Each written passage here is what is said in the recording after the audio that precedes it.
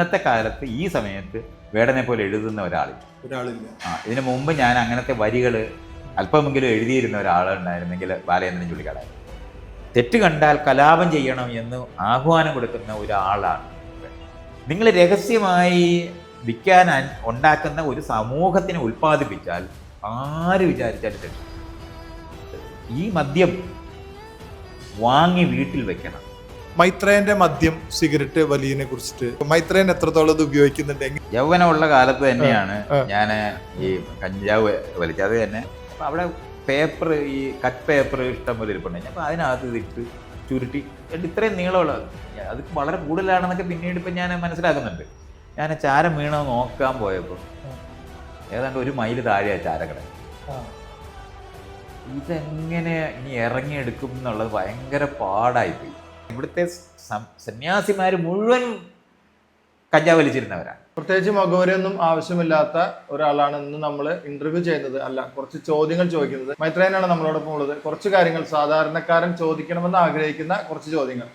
കാലഘട്ടം മാറുന്നതിനനുസരിച്ച് മൈത്രേയന്റെ സ്വീകാര്യത കൂടി വരുന്നതായിട്ട് നമ്മളെല്ലാവരും കാണുന്നുണ്ട്.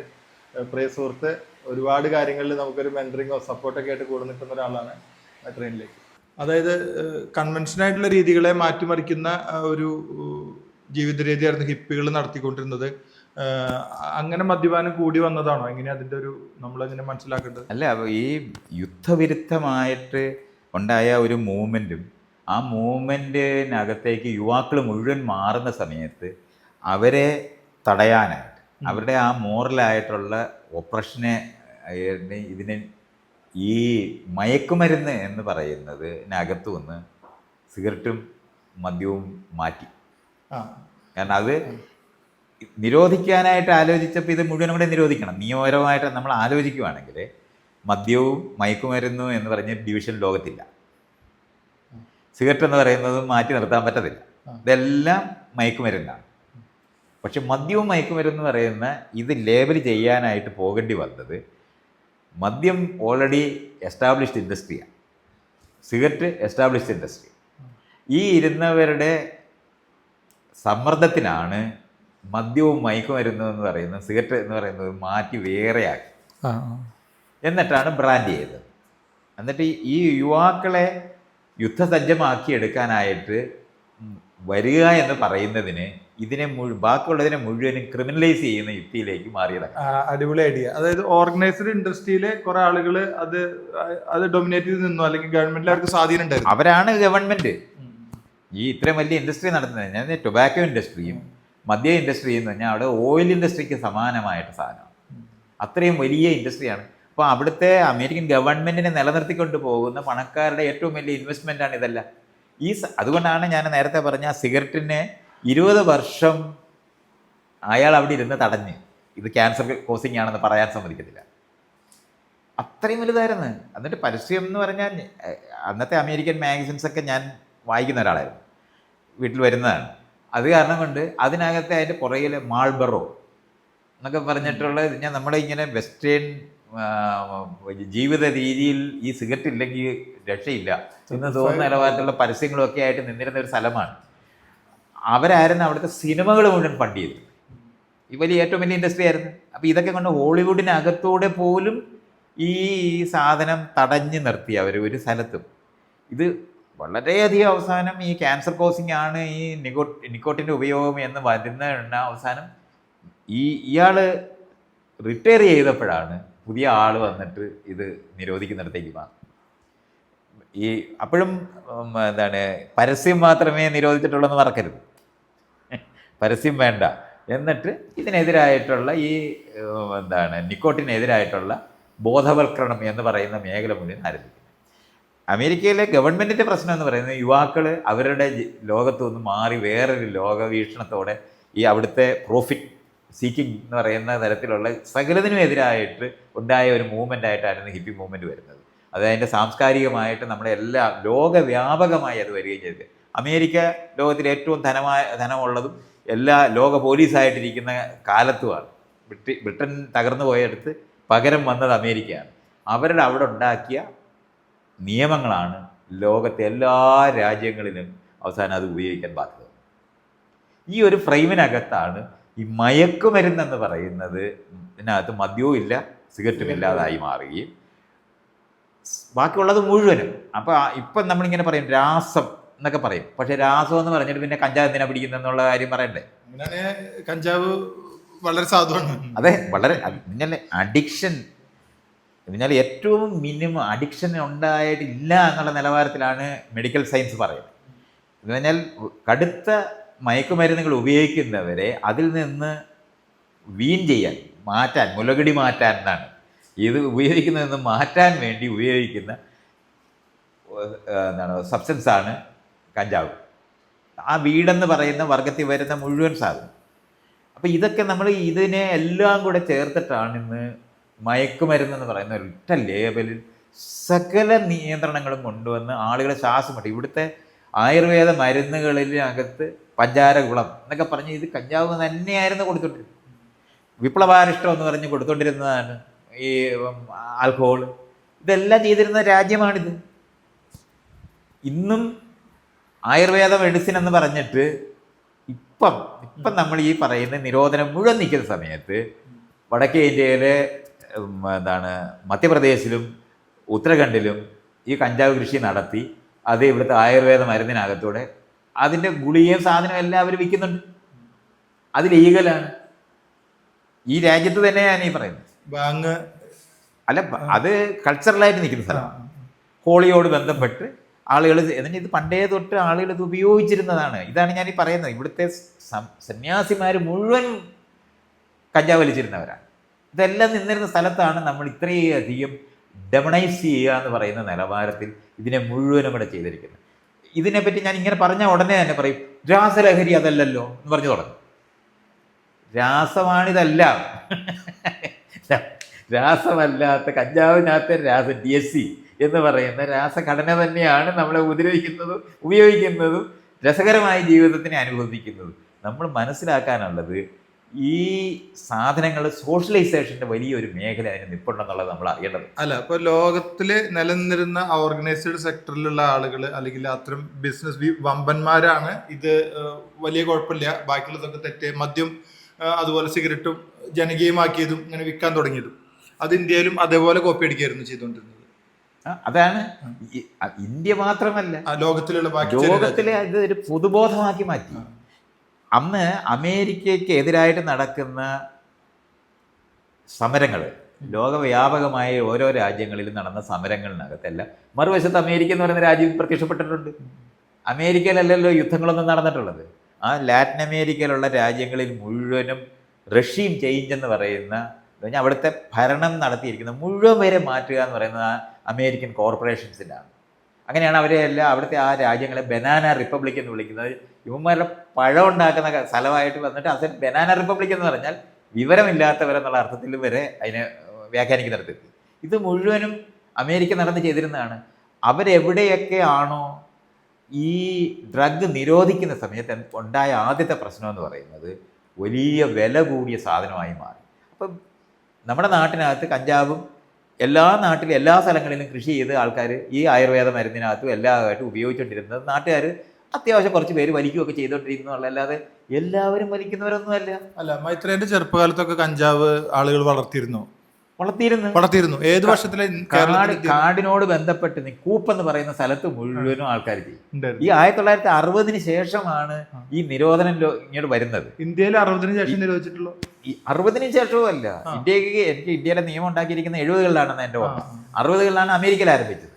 അതിങ്ങനെ ഓരോരോ രാജ്യങ്ങളിലായിട്ട് വന്ന് ഈ ഡ്രഗ് എന്ന് പറയുന്നത് ധാരാളം ധനം ഉണ്ടാക്കുന്നതും രഹസ്യമായി വിറ്റാൽ വലിയ കാശുണ്ടാക്കുന്നതുമായിട്ട് മാറുന്നത് അതിൻ്റെ നിരോധനം കൊണ്ടാണ്. ഈ ഉണ്ടായപ്പോൾ ഓർഗനൈസ്ഡ് ആയിട്ടുള്ള ആൾക്കാർ ചെയ്യുന്ന സമയത്ത് എവിടൊക്കെയാണോ സമരങ്ങൾ നടക്കുന്ന രാജ്യങ്ങൾ, അവിടുത്തെ ഭരണകൂടത്തിനെതിരായിട്ട് നടക്കുന്ന സമരങ്ങളിന് ആയുധം മേടിക്കാനായിട്ട് ഏറ്റവും കൂടുതൽ പണം ഉണ്ടാക്കാൻ പറ്റുന്നത് ഇത് ഉണ്ടാക്കി വയ്ക്കുന്നതാണെന്ന് പറഞ്ഞു. അങ്ങനെയാണ് ഈ ലാറ്റിൻ അമേരിക്കയിലെ സമരങ്ങൾ മുഴുവനോട് കൊക്കൈനുമായിട്ട് ബന്ധപ്പെട്ട് വരുന്നത്. കാരണം അത് വിൽക്കാൻ പറ്റുന്ന സാധനം വളരെ വിലയുള്ളതായിട്ട് മാറി. നിരോധിച്ചത് കാരണം കൊണ്ട് വിലയുള്ളതായി മാറി. അതോടെ അതുണ്ടാക്കി വിറ്റാൽ കൂടുതൽ കാശുണ്ടാകുകയും ആയുധങ്ങൾ മേടിക്കാൻ പറ്റുമെന്ന് വരികയും ആയുധ കച്ചവടവുമായി ഇതിന് ഡയറക്റ്റ് ബന്ധമുണ്ടാകുന്ന നിലവാരത്തിലായി മാറി. നിരോധിച്ചില്ലെങ്കിൽ ഗവൺമെന്റിന് കിട്ടേണ്ട പൈസ ഈ കച്ചവടക്കാർക്ക് കിട്ടുമ്പോൾ അവർ വീണ്ടും വീണ്ടും ഇത് വിൽക്കാനുള്ള അതാണ് സ്ഥലങ്ങൾ തേടും. ഇതിനെ നിരോധിക്കുന്ന സാധനം വില കൂടും. കാരണം ഇത് അഡിക്ഷൻ ഉള്ള സാധനമായതുകൊണ്ട് എങ്ങനെയും കഴിക്കാൻ ആളുകൾ ശ്രമിക്കും. അപ്പോൾ എന്ന് പറ്റുമെന്ന് പറഞ്ഞാൽ ഈ വലിക്കുന്നതോ കഴിക്കുന്നതോ ആയ ആൾക്കാർക്ക് ഇത് വിറ്റ് മാത്രമേ കാശ് ഉണ്ടാക്കാൻ പറ്റത്തുള്ളൂ. അപ്പോൾ ഈ ഉപയോഗിക്കുന്നവർ തന്നെ വിൽപ്പനക്കാരായി മാറും. വിൽക്കാൻ ശ്രമിക്കുമ്പോൾ വൾണറബിലിറ്റി കൂടിയ ആളുകളെ തേടി. അപ്പോൾ അവർ വിൽക്കാൻ ശ്രമിക്കുമ്പോൾ അഗ്രസീവായിട്ട് വിൽക്കും. കാരണം അവർക്ക് വലിക്കണം, അവർക്ക് കഴിക്കണം. അപ്പം ഏറ്റവും വൾണറബിളായ സമൂഹം എന്ന് പറയുന്നത് യൗവനകാലത്തെ ജനത തന്നെയാണ്. ഏത് രാജ്യത്തെയും എന്നാൽ എന്താണോ ചെയ്യരുതെന്ന് പറയുന്നത് ചെയ്യണമെന്ന് തോന്നുന്ന യൗവനകാലത്ത് ഈ സാധനങ്ങൾ ഇൻട്രൊഡ്യൂസ് ചെയ്യപ്പെട്ട് കഴിഞ്ഞാൽ ആളുകൾ അതെല്ലാം ഉപയോഗിക്കുന്നവരായിട്ട് മാറും.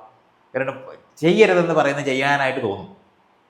അത് യുവത്വത്തിൻ്റെ ഒരു എതിര് ആണ്. വീട്ടിൽ നിന്ന് പോകരുതെന്ന് പറഞ്ഞാൽ രഹസ്യമായിട്ട് പോകും. സിനിമ കാണരുതെന്ന് പറഞ്ഞാൽ സിനിമ രഹസ്യമായി കാണും. ഇങ്ങനെ രഹസ്യമായി ചെയ്യണം എന്ന് പറയുന്ന ഏത് സാധനത്തിനും യൗവനകാലത്ത് വളരെ ത്രില്ലുണ്ടാക്കുന്ന അനുഭവം. ഒപ്പമാണ് എല്ലാ ഡ്രഗുകളും, ഇത്തരത്തിലുള്ള ഡ്രഗുകൾ എന്ന് പറഞ്ഞാൽ മയക്കുമരുന്നുകളെന്ന് നമ്മൾ പറയുന്ന ഏതും, അത് മദ്യമായാലും ശരി സിഗരറ്റായാലും ശരി, അത് രസം ഉൽപ്പാദിപ്പിക്കുന്നതാണ്. ആൾക്കാർ ഇത് ഒരു ആവശ്യമില്ലാത്തതാണെന്ന് പറയുമ്പോൾ രസം ഉൽപ്പാദിപ്പിക്കുന്നതാണെന്ന് മറന്നുപോയിട്ടാണ് ഇത് വേണ്ടുന്നത്. ഇത് ഉപയോഗിക്കാത്തവർക്ക് മാത്രമാണ് അതിൻ്റെ രസം അറിഞ്ഞുകൂടാ. രസം അറിയുന്നവരെ സംബന്ധിച്ചോളം ഇത് ഉപയോഗിക്കണമെന്ന് ആഗ്രഹിക്കുന്നവരായി മാറും. ഇതാണ് ഇതിനകത്ത് പ്രശ്നം ഉണ്ടാക്കുന്ന സ്ഥലം. ഇതുകൊണ്ടാണ് എത്രത്തോളം ഉപയോഗിക്കാം, എത്രത്തോളം ഉപയോഗിക്കരുത് എന്ന് പറയുന്നത് അറിഞ്ഞു വളരേണ്ട ഒരു സ്ഥലമുണ്ട്. അത് ഈ സ്പീഡിൽ വണ്ടി ഓടിക്കുന്നത് പോലെ മനസ്സിലാക്കും. വണ്ടി സ്പീഡിൽ ഓടിക്കണമെന്ന് നമുക്ക് ഹെൽമെറ്റൊന്നും ഇല്ലാതെ തലയിൽ ഇങ്ങനെ കാറ്റടിച്ച് പറക്കുന്ന ഒരു മോട്ടോർ സൈക്കിളിൽ ഇരുന്ന് പോകുന്നതിൻ്റെ രസത്തിനെ പറ്റി യൗവനമുള്ള സമയത്ത് ആൾക്കാർക്ക് അത് മറക്കാനൊക്കത്തില്ല. കാറ്റ് ദേഹത്ത് തട്ടി തലയിലൊക്കെ തട്ടി മുടിയെല്ലാം പാറി ഇങ്ങനെ നിൽക്കുന്ന അനുഭവം വളരെ വലുതാണ് എന്ന് നമ്മളാണ് അറിയേണ്ടത്. ഇത് ഒരു മല കയറുന്നതിനകത്തുള്ള എക്സിലറേഷൻ പറ്റാത്തതൊരെണ്ണം ചെയ്യുക എന്ന് പറയുന്നതിനകത്തുണ്ടാകുന്നത് ഇതെല്ലാം ഇതിനകത്ത് ഇൻവോൾവ് ആയിട്ട് മാറും. ത്രില്ല് അതാണ്. അതുകൊണ്ടാണ് ഇവർ ഈ സ്പീഡ് ത്രിൽസ് ബട്ട് കിൽസ് എന്ന് പിന്നെ എഴുതാൻ ബാധ്യത വന്നത്. ഇതേ സ്ഥലമാണത്. ഗവൺമെന്റ് തന്നെ അല്ലെങ്കിൽ ആളുകൾ തന്നെ എഴുതി തുടങ്ങി സ്പീഡ് ത്രിൽസ് എന്നാണെന്ന് അവർക്ക് അറിയാം. അതാണ് ആ ത്രില്ലിങ് അനുഭവം ഉണ്ടാക്കുന്നതിനകത്ത് യൗവനമുള്ളവർ പോകും എന്ന് നമ്മളാണ് അറിയേണ്ടത്. ജീവിതത്തിൽ ഒരിക്കൽ പോലും ഇത് അനുഭവിക്കാതിരിക്കുന്നവർ മണ്ടന്മാരും മോശക്കാരും ധീരന്മാരുമല്ല എന്ന് ലേബൽ ചെയ്യപ്പെടുന്നു എന്നുള്ളൊരു പ്രശ്നമുണ്ട്. ഇതുകൊണ്ട് യൗവനമുള്ള സമയങ്ങളിൽ ഇത് മുഴുവൻ ഉപയോഗിക്കപ്പെടും എന്ന് നമ്മളറിയണം എന്നാണ് ഞാൻ പറയുന്നത്. അല്ലാതെ അത് ആർക്കെങ്കിലും ഇത് പരിഹരിക്കാൻ ഏതാണോ നിരോധിച്ചിരിക്കുന്നത് അത് ഉപയോഗിക്കും. പുറത്താണ് നിരോധിക്കപ്പെട്ട സാധനത്തിന് അമിതമായ വില വരുന്നത് കാരണം കൊണ്ട് ആളുകൾ അഗ്രസീവായിട്ട് വിൽക്കും. ധനം ഉണ്ടാക്കാനായിട്ട് എളുപ്പ വഴി എന്നുള്ള നിലവാരത്തിൽ അവരിത് ചെയ്യുന്നവരായിട്ട് മാറും. കിട്ടാതെ ആകുമ്പോൾ വില കൂടുമ്പോൾ ഇത് ഉപയോഗിക്കുന്ന ആളുകൾ അത് വാങ്ങിക്കാൻ വേണ്ടിയിട്ടാണ് കാരിയേഴ്സായിട്ട് മാറുന്നത്. അതെ ഇതാണ് അതിൻ്റെ ചെയിൻ. ഇതാണ് നമ്മൾ തിരിച്ചറിയേണ്ടത്. ഉപഭോഗമായിരിക്കുന്ന ആൾ വിൽപ്പനക്കാരനും കൂടെ ആയി മാറുകയും, കാരണം ഇതിന് വിലയും കൂടുതലാണ്. വില കൂടുതലായത് കാരണം കൊണ്ട് അയാൾക്ക് അത് വിൽക്കാതെ വീട്ടിൽ നിന്ന് നമ്മൾ സാധാരണ വീട്ടുകാരുടെ പൈസ മോഷ്ടിക്കുക ഇങ്ങനെയുള്ള കാര്യങ്ങളൊക്കെ ചെയ്തിട്ട്, പക്ഷെ അതിനൊരു അതിരില്ലേ. മാത്രമല്ല ഇവൻ മര്യാദയ്ക്ക് ഇതിന് അഡിക്റ്റ് ആയി കഴിഞ്ഞാൽ മര്യാദയ്ക്ക് പണിക്ക് പോവാതെയും അതുപോലെ സമൂഹത്തിൽ നിന്ന് മാറ്റി നിർത്തപ്പെടുകയും ചെയ്യും. അത് വേറെയാണ്. അത് ഇതിൻ്റെ സൈഡ് ഇഫക്റ്റാണ്.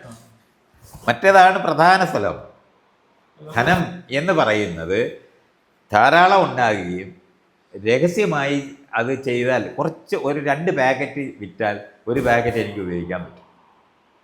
ഇതോടെ അതിനകത്ത് പെട്ടവരാണ്. ഇത് ഈ ഒരു ദൂഷിത വലയം എന്ന് പണ്ട് പറയുന്ന വിക്ഷ്യ സർക്കിളിനകത്ത് ജനങ്ങളെ മുഴുവൻ പ്രത്യേകിച്ചും യുവാക്കളെ ചെന്ന് പെടുത്തുന്ന സ്ഥലമാണ് നിരോധനത്തിൻ്റെതായ. ഇവിടെയാണ് നമ്മളിത് മനസ്സിലാക്കാനുള്ളത്. ഏതോ രാജ്യത്ത് അവിടുത്തെ ശരിക്കും പറഞ്ഞാൽ യുദ്ധവിരുദ്ധമായിട്ട് നടന്ന ഒരു സാധനത്തിനെതിരായിട്ട് നടന്ന സമരത്തിൻ്റെ ഭാഗമായി ഉണ്ടായത് ലോകവ്യാപകമായ നിരോധനത്തിൻ്റെ യുക്തിയിൽ ചെന്നു. ഇതൊക്കെയാണ് സംഭവിച്ചത്.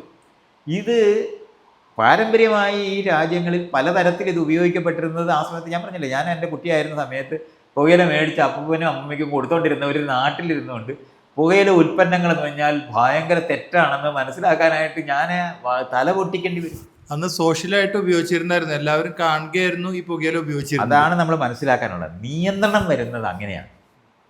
ഒരു വീട്ടിന് അകത്ത് മദ്യം ഉപയോഗിക്കുന്ന വീട്ടിനകത്താണെങ്കിൽ ഒരാൾ അധികം കഴിക്കുന്ന കണ്ടാൽ യു ഹാഡ് ഇനഫ് എന്ന് ആരെങ്കിലും പറയും. ഇവിടെ ഈ നാട്ടിനകത്ത് ഇന്ന് മദ്യം ക്രിമിനലൈസ് ചെയ്തിരിക്കുന്ന സ്ഥലങ്ങളാണ്. ആളുകൾ ഗവൺമെൻറ് ഇത് വിൽക്കുമ്പോൾ പോലും എല്ലാവർക്കും വിൽക്കാൻ അനുവദിച്ചിട്ടില്ലല്ലോ. നിയന്ത്രിതമായി വിൽക്കുന്ന യുക്തിക്കകത്ത് നിർത്തിക്കൊണ്ട് മദ്യം മേടിച്ചു കഴിഞ്ഞാൽ അത് കുടിച്ച് തീർക്കാൻ ബാധ്യതയുള്ളവരാണ്. ഇതുകൊണ്ട് വീട്ടിലേക്ക് വരാൻ പറ്റില്ല, വീട്ടിലോട്ട് വരാനൊക്കത്തില്ല. അത് കാരണം കൊണ്ട് സകല സ്ഥലത്തും കുപ്പി അടിച്ച് പൊട്ടിച്ചിട്ടിരിക്കുന്നതാണ് നമ്മൾ കാണുന്നത്. ഈ നിലവാരത്തിലുള്ള ഒരു സമൂഹത്തിനെ ഉൽപ്പാദിപ്പിക്കുന്നതിന് അതേ സമയത്ത് വീടുകളിൽ മദ്യമുള്ള യൂറോപ്പിലൊക്കെ നമ്മൾ പോകുമ്പോൾ നമ്മൾ ചെല്ലുമ്പോൾ ആദ്യം ചോദിക്കുന്നതാണ് you want A soft drink ഒരു ഹോട്ട് ഡ്രിങ്ക് എന്ന് ചോദിക്കും. വളരെ ലളിതമായി ചോദിക്കുന്ന ഒരു കാര്യമാണ്. ചോദിച്ചാൽ അവർ നമ്മൾ ഹോട്ടെന്ന് പറഞ്ഞു കഴിഞ്ഞാൽ ഒരു പെഗ് ഒഴിക്കും, അത് തരും. നമ്മളത് കുടിച്ചു കഴിഞ്ഞാൽ അപ്പോൾ അവർ യു വാണ്ട് വൺ മോർ എന്ന് ചോദിക്കും. അപ്പോൾ യെസ് എന്ന് പറഞ്ഞാൽ ഒരു പെഗും കൂടെ ഒഴിക്കും. അത് കഴിഞ്ഞാൽ അവർ അടച്ചവരൊന്നും മാറ്റി വയ്ക്കില്ല. മൂന്നാമത്തെ പെഗ് അവർ ചോദ്യവും ഇല്ല, ഒരാൾ പറഞ്ഞാലും കൊടുക്കത്തില്ല. യു ഹാവ് ടു ട്രൈ എന്ന് അവർ അപ്പം തന്നെ ചോദിക്കും, നിങ്ങൾ വണ്ടി ഓടിക്കേണ്ട ആളല്ലേ എന്ന് ചോദിക്കുക എന്ന് പറയുന്നതാണ് സാമൂഹിക നിയന്ത്രണത്തിൻ്റെതായ സ്ഥലം. വീടുകളിൽ ഉപയോഗിക്കുമ്പോൾ ആരെങ്കിലും പറയും അമിതമായി നീ ഉപയോഗിക്കുന്നു, നിർത്ത് എന്ന് പറയും. ഈ നിർത്തമെന്ന് പറയുന്ന സാധനം ഇല്ലാത്തതാണ് പുറത്തിറങ്ങിയ കൂട്ടുകാരുടേതായ സൗഹൃദത്തിനകത്തുണ്ടാകുന്നത്. ഇതുകൊണ്ടാണ് കുടിച്ച് യാതൊരു നിയന്ത്രണവും ഇല്ലാതെ റോഡുകളിൽ കിടക്കുന്ന ജനതയെ ഉൽപ്പാദിപ്പിച്ചതാണ് നിരോധനം കൊണ്ട് നമുക്കിവിടെ ഉണ്ടാക്കിയ സാധനം. ഇത് എ കെ ആന്റണി ചാരായം നിരോധിച്ച സമയത്ത് ഞാൻ അദ്ദേഹത്തിന് നേരിട്ട് കണ്ട് സംസാരിച്ച് എഴുതി കൊടുത്തതാണ്, അന്നത്തെ പത്രങ്ങളിൽ പ്രസിദ്ധീകരിക്കപ്പെട്ടതാണ്. ഈ പറയുന്ന എന്താണ് ഇത് നിരോധിക്കരുത്. ഞാൻ അദ്ദേഹം നിരോധിക്കും. ഞാൻ ഈ അമേരിക്കയിലൊക്കെ ഉണ്ടായിരിക്കുന്ന ഇത്തരത്തിലുള്ള ഈ പ്രശ്നങ്ങൾ മുഴുവൻ പേരും മദ്യപാനികളും ക്രൈമും ഉണ്ടാകും. നമ്മൾ എന്ന് നിങ്ങൾ ഈ കേരളത്തിനകത്ത് കുഴപ്പം ഉണ്ടാകും എന്ന് പറയുന്ന മുഴുവനും അന്ന് ഞാൻ പ്രവചിച്ചതാണ്. ഇത് നമുക്ക് കാണാം. ഈ സമീപന രീതി കൊണ്ട് മദ്യം ഉണ്ടാക്കരുത്, കൊടുക്കരുത്, കുടിക്കരുത് എന്ന് പറയുന്നത് മദ്യവും ഉണ്ടാക്കി കൊടുത്തു കുഴിച്ചിരുന്ന ഒരു സമുദായത്തിനോട് നാരായണ ഗുരു പറഞ്ഞതാണെന്നെങ്കിലും അറിയേണ്ടത്. അതല്ലാതെ ഇത് ലോകത്തുള്ള മുഴുവൻ പേരും പിന്നെ സന്യാസിയായിട്ട് ജീവിക്കുന്നവരുടെ യുക്തിയൊന്നുമല്ല ബാക്കിയുള്ളവരുടെ ജീവിതം. സോഷ്യലൈസേഷന് നീടുള്ളവരാണ്. സന്യാസിക്ക് എന്ത് സോഷ്യലൈസേഷനാണുള്ളത്? അത് കാരണം കൊണ്ട് ആ വരികളിനൊക്കെ ഉള്ള മീനിങ് ഒന്നും ലോകത്തുള്ളവരുടേതല്ല. രഹസ്യ ജീവിതം നയിക്കുന്ന മനുഷ്യരെ ഉൽപ്പാദിപ്പിക്കുന്ന മോറൽ സൂക്തങ്ങളാണിത്, സദാചാര സൂക്തങ്ങൾ. അത് അസംബന്ധം പിടിച്ച ജീവിതവുമായി ലോകവുമായി അതെങ്ങനെ കൈകാര്യം ചെയ്യണമെന്ന് അറിഞ്ഞുകൂടാത്തവരുടെ ഉപദേശകമായ സാധനമാണ്. ഈ ഇത്രയധികം മദ്യവിരോധം പറയുകയും ഇവിടുത്തെ സകല സാധനം ചെയ്തിട്ട് എങ്ങനെ ഇത്രയും പേര് മദ്യപാനികളായെന്നുള്ളതിന് ഉത്തരം ഈ ഉപദേശകരുള്ളതാണ് ഉത്തരം പറയുന്നത്. ഞാൻ പറയുന്നത് കുട്ടികളും മറ്റുള്ളവരും ഉപയോഗിക്കുന്നുണ്ടെങ്കിൽ ഇവിടുത്തെ ഗവൺമെൻറ്റും ഇവിടുത്തെ പോലീസും ഇവിടുത്തെ അധ്യാപകരും ഇവിടുത്തെ അമ്മയച്ഛന്മാരും ഉത്തരം പറയാൻ ബാധ്യതയുണ്ടെന്ന് ഞാൻ പറയും. എല്ലാവരും കഴിക്കുന്നു അവർ പറയുമ്പോൾ എല്ലാവരും കഴിക്കും എന്നാണ് ഞാൻ ഈ പറഞ്ഞത്. എല്ലാവരും കഴിക്കും. അതുകൊണ്ട് നിരോധനത്തിൻ്റെ യുക്തികളല്ല പറയേണ്ടത്. വല്ല രാജ്യക്കാരനും പറയുന്നത് കേട്ടിട്ട് ലോകത്തിനെ പറ്റി നമുക്കറിഞ്ഞൂടാത്ത പോലെ പെരുമാറരുത്. കീഴടങ്ങിയ സായിപ്പ് പറയുമ്പം അനുസരിക്കുന്ന ഒരു സമൂഹത്തിൻ്റെ ലക്ഷണമാണ് നമ്മൾ ഈ പറയുന്ന സ്ഥലം. അല്ലെന്നുണ്ടെങ്കിൽ നിയന്ത്രിതമായി ഉപയോഗിക്കാൻ ഇത് പഠിപ്പിക്കുക എന്നുള്ളതാണ്. പഠിപ്പിക്കുക എന്ന് പറഞ്ഞാൽ ഉപയോഗിക്കാൻ പഠിപ്പിക്കുക എന്നല്ല, എങ്ങനെയാണ് നിങ്ങൾ ഇത് ഉപയോഗിക്കുകയാണെങ്കിൽ എങ്ങനെ ഉപയോഗിക്കണം എന്നുള്ളതാണ്. അത് വണ്ടി ഓടിക്കാൻ പഠിപ്പിച്ചു കഴിഞ്ഞാൽ എല്ലാവർക്കും വണ്ടി സപ്ലൈ ചെയ്യുകയാണ് ചെയ്യുന്നത്. എന്ത് ഈ പറയുന്നത്? ലൈസൻസ് ഇല്ലാതെ നിങ്ങൾക്ക് വണ്ടി ഓടിക്കാൻ പറ്റത്തില്ല എന്ന് മാത്രമാണ് പറയുന്നത്. അത് വണ്ടി 30 കിലോമീറ്ററിൽ ഓടിക്കണം, 20 കിലോമീറ്ററിൽ ഓടിക്കണം, 50 കിലോമീറ്ററിൽ ഓടിക്കണം, 100 കിലോമീറ്റർ ഓടിക്കണം, ഏത് റോഡിൽ എങ്ങനെ ഓടിക്കണം എന്ന് പഠിപ്പിക്കുക ചെയ്യുന്നത്. 3 മീറ്റർ ഡിസ്റ്റൻസ് കീപ്പ് ചെയ്യണം. ഇത് ഈ ഏരിയയിൽ എങ്ങനെയാണോ മനസ്സിലാക്കുന്നത് പോലെ തന്നെയാണ് ഈ ഡ്രഗിൻ്റെ മുകളിലും നമുക്ക് എടുക്കേണ്ട സമീപനം. സ്പീഡ് ത്രിൽസ് ബട്ട് കിൽസ് എന്ന് പറയുന്നത് പോലെ തന്നെ ഹെൽമെറ്റ് വെക്കണമെന്ന് പഠിപ്പിക്കുന്ന പോലെ തന്നെയാണത്. ഇത് ലൈംഗികമായ കാര്യങ്ങളിൽ നമ്മൾ ഇങ്ങനെ തന്നെയാണ് ചെയ്യുന്നത്. നമ്മൾ കുട്ടികളായിരിക്കുന്ന സമയത്ത് ലൈംഗിക ബന്ധങ്ങളിൽ ഏർപ്പെട്ട് കുഞ്ഞുണ്ടാകാതെ നോക്കണം എന്ന് തന്നെയാണ് പഠിപ്പിക്കേണ്ടത്. ലൈംഗിക തെറ്റാണെന്ന് പഠിപ്പിക്കുന്നത് വഴി രഹസ്യമായിട്ട് ചെയ്യുന്നിടത്തെത്തും. എന്നിട്ട് എയ്ഡ്സ് പ്രിവെൻഷൻ, നമ്മൾ ആ രോഗം പ്രിവെൻറ്റ് ചെയ്യാനായിട്ട് നമ്മൾക്ക് തന്നിരുന്ന ഗവൺമെൻറ് തന്നിരുന്ന ലോകാരോഗ്യ സംഘടന തന്നിരുന്ന ട്രെയിനിങ് എന്ന് പറഞ്ഞാൽ ഉപയോഗിക്കുന്നവർക്ക് സിറിഞ്ച്, ഞാൻ ഡ്രഗ് ഉപയോഗിക്കുന്നവർക്ക് സിറിഞ്ച് കൊടുക്കണമെന്നും അൺപ്രൊട്ടക്റ്റഡ് ആയിട്ടുള്ള എന്ന് പറഞ്ഞാൽ ലൈംഗികമായി പ്രൊട്ടക്ഷൻ ഇല്ലാതെ അൺസേഫ് സെക്സ് നടത്തുന്നിടത്ത് കോണ്ടം കൊടുക്കണമെന്നും പഠിപ്പിക്കുകയാണ് അവർ ചമ്മടത്ത് ചെയ്തത്. ഇത് മാത്രമാണ് ഞാൻ ഈ ഇരുന്ന് പറയുന്നത്. ലോകാരോഗ്യ സംഘടനയുടെ ഇൻസ്ട്രക്ഷൻ പ്രകാരം നടത്തിയ ഒരു പ്രവർത്തനമാണ് ഞാൻ പറയുന്നത്. അല്ലാതെ എൻ്റെ തലയ്ക്കകത്ത് വിളഞ്ഞ സാധനമൊന്നുമല്ല. അവർ നിരോധിച്ചിട്ടില്ല അതിലൊന്നും. അവർ നിരോധിക്കുക എന്നുള്ളതല്ല, നിരോധിച്ചാൽ ഉണ്ടാകുന്ന അപകടത്തിനെ പറ്റി നന്നായി അറിയുന്ന രാജ്യങ്ങളാണ് ഇതെല്ലാം. ഇന്ന് നമുക്ക് നോക്കിയാൽ മതി, ഈ തരത്തിലുള്ള ഇന്ന് എന്താണ് ഈ കഞ്ചാവ് അതുപോലുള്ള നമ്മുടെ ആ ഗ്രാസ് കൊക്കൈൻ ഇതിൻ്റെയൊക്കെ ഫസ്റ്റ് ഫോംസ് ഒക്കെ ഉണ്ട്. അതിൻ്റെ കണ്ടന്റ് എത്രയാണെന്ന് കണ്ടെത്തി കേക്ക്, മുട്ടായി ഇതുപോലുള്ള സകല സാധനവും വിൽക്കുന്ന രാജ്യങ്ങളായിട്ട് ഈ പറയുന്ന വികസിത രാജ്യങ്ങളിൽ എത്രയോ സ്ഥലങ്ങളിൽ ഉപയോഗിക്കുന്നുണ്ടത്. നിയന്ത്രിതമായി ഉപയോഗിക്കാൻ തന്നെ എങ്ങനെയാണോ മദ്യം ഇതേ സാധനമാണെന്ന് പറയുന്നത്, അതെങ്ങനെയാണ് നമ്മൾ നിയന്ത്രിതമായി ഉപയോഗിക്കാൻ പറ്റും. മദ്യം ഉപയോഗിച്ചുകൊണ്ട് മദ്യം കഴിച്ചിട്ട് വണ്ടി ഓടിക്കരുതെന്ന് പഠിപ്പിക്കുന്നത് പോലെ തന്നെയാണത്. വണ്ടി ഓടിക്കാനായിട്ട് അനുവദിക്കാനാണ്. അത് ഈ സാധനം എങ്ങനെയാണ്, മദ്യം എങ്ങനെയാണ് നിയന്ത്രിതമായി ഉപയോഗിക്കുന്നത്, അതേ യുക്തിയുള്ളൂ ഇതിനകത്തല്ല. അതിക്കവിഞ്ഞൊന്നുമില്ല. നിങ്ങൾ രഹസ്യമായി വിൽക്കാൻ ഉണ്ടാക്കുന്ന ഒരു സമൂഹത്തിനെ ഉൽപ്പാദിപ്പിച്ചാൽ ആര് വിചാരിച്ചാലും രക്ഷയില്ല. ഇതാണ് നമുക്കൊരു രാജ്യത്തിൻ്റെ സമീപനം എന്ന് പറഞ്ഞാൽ. ഇവിടുത്തെ ഇന്ത്യൻ ഗവൺമെൻറ് അല്ലെങ്കിൽ കേരള ഗവൺമെൻറ് എടുക്കേണ്ട നിലപാടെന്ന് പറഞ്ഞാൽ ഇത് നിയന്ത്രിതമായി വിൽക്കാൻ അനുവദിക്കുക എന്നുള്ളതാണ് ആദ്യത്തെ നിലപാട്. അത് അമേരിക്കക്കാരൻ പറയുന്നത് കേട്ടിട്ട് സായിപ്പിൻ്റെ കീഴടങ്ങിയ ബോധത്തിനകത്ത് സായിപ്പിന് വിവരമുണ്ടെന്ന് തെറ്റിദ്ധരിച്ചിട്ട് തുടങ്ങരുത്. അതാണ് ഈ കേരള ഗവൺമെൻറ്റിനോടും ഇന്ത്യൻ ഗവൺമെൻറ്റിനോടും എടുക്കേണ്ട നിലപാടെന്ന് പറയുന്നത്. പക്ഷേ അതേ സമയത്ത് ഒരു വീട്ടിനകത്ത് ഒരു അമ്മയും അച്ഛനും ആയിരിക്കുന്ന ആൾക്കാർ ഇതെങ്ങനെയാണ് അവരുടെ കുട്ടികളോട് പറയേണ്ടതെന്ന് പറയുന്നതാണ് നമ്മൾ മൂന്നാമത് മനസ്സിലാക്കുന്നത്. അതെന്ന് പറയുന്നത് ഈ മദ്യം വാങ്ങി വീട്ടിൽ വെക്കണം, അപരിചിതമായ ഒരു വസ്തുവാകരുത്. അല്ല, അതിൻ്റെ ഇടയ്ക്ക് ഒരു കാര്യം കൂടെ ചോദിക്കാനുണ്ട്. ഇപ്പോൾ വീടുകളിലേക്ക് വരുന്നതിന് മുമ്പായിട്ട് ഇപ്പോൾ ലോകത്തിൽ എങ്ങനെ മദ്യം വന്നു, ഇന്ത്യയിൽ എങ്ങനെ വന്നു, അല്ലെങ്കിൽ കേരളത്തിൽ എങ്ങനെ വന്നു എന്നൊക്കെ പറഞ്ഞു. വീടുകളിലേക്ക് വരുന്നതിന് മുമ്പ് എല്ലാവരും ഒരു സംശയത്തോടെ നോക്കുന്ന ഒരു ചോദ്യമുണ്ട്. ഞാൻ കുറച്ച് കാലം എനിക്ക് അറിയാവുന്ന ഒരു കാര്യമാണ്, എന്നാലും ആളുകൾക്ക് വേണ്ടിയിട്ടൊന്ന് പറയണമെന്ന് ഞാൻ ആഗ്രഹിക്കുന്നത്. മൈത്രേയൻ്റെ മദ്യം, സിഗരറ്റ് വലിയതിനെ കുറിച്ചിട്ട് ആളുകൾ ആകാംക്ഷയോടെ അറിയുണ്ടാവും, അല്ലെങ്കിൽ കഞ്ചാവ് വലിക്കുന്നതിനെ കുറിച്ചിട്ട് എന്തായിരിക്കും അതിൻ്റെ ഒരു ഉപയോഗം, മൈത്രേയൻ എത്രത്തോളം ഇത് ഉപയോഗിക്കുന്നുണ്ട്, എങ്ങനെയാണ് ഇതിനെങ്ങനെയാണ് യൗവനമുള്ള കാലത്ത് തന്നെയാണ് ഞാൻ ഈ കഞ്ചാവ് വലിച്ചത്. അത് തന്നെ എൻ്റെ ഒരു മാമൻ്റെ ഭാര്യ ഒരു ദിവസം എന്നോട് പറഞ്ഞ്, ഇത് എങ്ങനെയാ ഇതൊരെണ്ണം നീ മേടിച്ചോണ്ട് വരുമോ, ഒന്ന് വലിച്ചു നോക്കാനായിട്ട് കഞ്ചാവ് വലിക്കാൻ. ഞാൻ എൻ്റെ സുഹൃത്തിനോട് ചോദിച്ചു, പറഞ്ഞു മേടിച്ചു തരാമെന്ന് പറഞ്ഞു. അന്ന് മടക്കടകളിലെല്ലാം മേടിക്കാൻ കിട്ടും. അപ്പോൾ അത് കാരണം കൊണ്ട് 5 രൂപ, അന്ന് വലിയൊരു കാശാണ് 5 രൂപ, BA പഠിക്കുന്ന സമയത്ത്. അപ്പം ഞാനിത് കൊണ്ടുപോയി കൊടുത്ത് മേടിച്ചു. അപ്പോൾ ചടയൻ എന്നങ്ങണ്ട് പറഞ്ഞിട്ട് വളരെ നല്ല ക്വാളിറ്റിയാണ്, നീലച്ചടയൻ.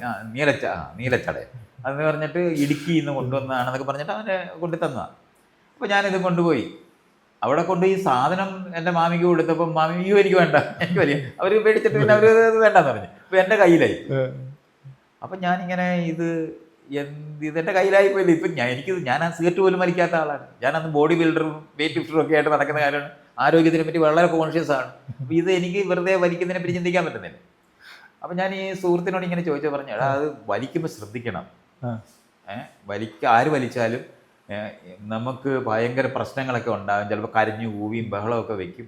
അപ്പോൾ കെട്ടുവിടാനായിട്ട് മോര് കുടിക്കുക, അല്ലെന്നുണ്ടെങ്കിൽ കരിക്ക് കുടിക്കുക എന്നൊക്കെ പറഞ്ഞിട്ട് ഇങ്ങനെ കുറേ അവനറിയാവുന്ന കുറേ സാരോപദേശങ്ങളും അതിൻ്റെ പരിഹാരക്രിയകളും ഒക്കെ എനിക്ക് പറഞ്ഞു തന്നു. ഇങ്ങനെ പറഞ്ഞു തന്നു. അപ്പോൾ ഇത് ഞാൻ എൻ്റെ കയ്യിലിരിക്കല്ലോ, എൻ്റെ 1 മാസത്തോളം ഇരുന്നു. അപ്പോൾ ഒരു ദിവസം ഞാൻ ആരും എൻ്റെ വീട്ടിലില്ലാത്ത, ഞാൻ അന്ന് കൊല്ലത്ത് താമസിക്കുന്ന സമയത്ത് ആരും ഇല്ലാത്ത സമയത്ത് ഞാൻ വിചാരിച്ചത് ഒന്ന് വലിച്ചു നോക്കാമെന്ന്. അപ്പോൾ അവിടെ പേപ്പർ, ഈ കട്ട് പേപ്പർ ഇഷ്ടം പോലെ ഇരിപ്പുണ്ട്. അപ്പോൾ അതിനകത്ത് ഇതിട്ട് ചുരുട്ടി, ഇത്രയും നീളമുള്ള, അത് വളരെ കൂടുതലാണെന്നൊക്കെ പിന്നീട് ഇപ്പം ഞാൻ മനസ്സിലാക്കുന്നുണ്ട്. അതെല്ലാം കൂടി ഇട്ട്, അപ്പോൾ ഇതിനകത്ത് അരി സകല സാധനം ഇട്ടിട്ടാണ് ഞാനിത് ചെയ്തത്. അപ്പോൾ അതൊക്കെ അങ്ങനെ മാറ്റുകയൊക്കെ വേണം. ഇത് ഇനി ഒരു ഉപയോഗിക്കണമെന്നുണ്ടെങ്കിൽ ട്രെയിനിങ് ഉള്ളത് പഠിപ്പിക്കുന്നതിൻ്റെ ഒക്കെ വേണം. ഇവിടെയാണ് ഞാൻ ഈ പറയുന്നത്, ഒരാൾ ഇത് വലിക്കുന്നതിനായി പോയാൽ യാതൊരു വിവരവും ഇല്ലാതെ ആരംഭിക്കുന്നതിൻ്റെ ദുരിതങ്ങളുണ്ട്. അപ്പം ഞാനിത് എടുത്ത് വലിയൊരു പേപ്പറിനകത്ത് ചുരുട്ടി അപ്പം ഇവനിങ്ങനെ പറഞ്ഞു തരുന്നതാണ്, ഇവനിങ്ങനെ പറഞ്ഞ് നമുക്ക് ഭയങ്കര ഡിസോറിയൻറ്റേഷനൊക്കെ ഉണ്ടാകും എന്നൊക്കെ പറഞ്ഞു. അപ്പം ഞാനിതിങ്ങനെ വലിച്ചുകൊണ്ടിരിക്കുന്ന സമയത്ത് തന്നെ എനിക്കൊരു കാര്യം മനസ്സിലായി. ഈ ചാരം വീണ് താഴോട്ട്. ഞാൻ ആ ചാരം വീണത് നോക്കാൻ പോയപ്പോൾ ഏതാണ്ട് 1 മൈൽ താഴെയാണ് ചാരം കിടക്കുന്നത്. ഇതെങ്ങനെ ഇനി ഇറങ്ങിയെടുക്കും എന്നുള്ളത് ഭയങ്കര പാടായിപ്പോയി.